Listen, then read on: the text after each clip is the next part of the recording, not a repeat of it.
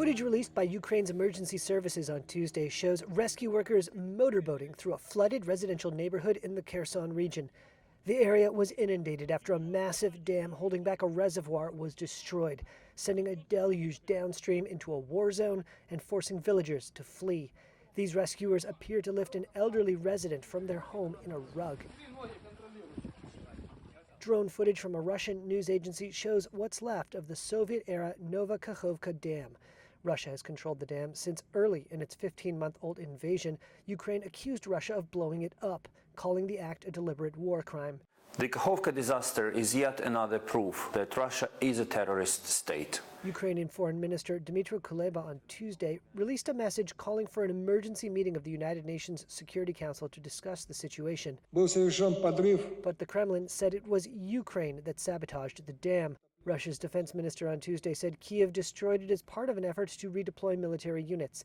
Neither side has so far presented evidence for its claims. As you might expect, we've been closely monitoring the impacts of that destruction, which has triggered massive flooding in Ukraine and resulted in the evacuation of, at the very least, thousands of Ukrainians. White House National Security spokesperson John Kirby said Washington had not yet determined who or what caused the dam's destruction. But we cannot say conclusively what happened at this point. Nova Kakhovka's demolition comes amid signs Ukrainian forces may be ramping up a long-awaited counteroffensive against Russian troops occupying parts of the country's east.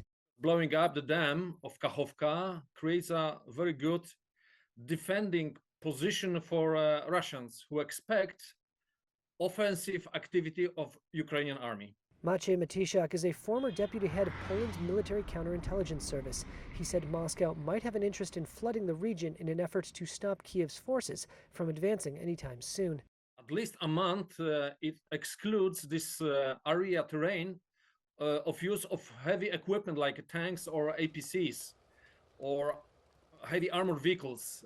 But at the same time, it covers for Ukrainian safety on this flank, because during expected offensive of Ukrainian army, Russians won't be able to operate on this direction. Meanwhile, the humanitarian toll is expected to be severe, displacing even more civilians in a conflict that, according to the United Nations High Commissioner for Human Rights, has already sent 8 million refugees into Europe and internally displaced another 5 million inside Ukraine.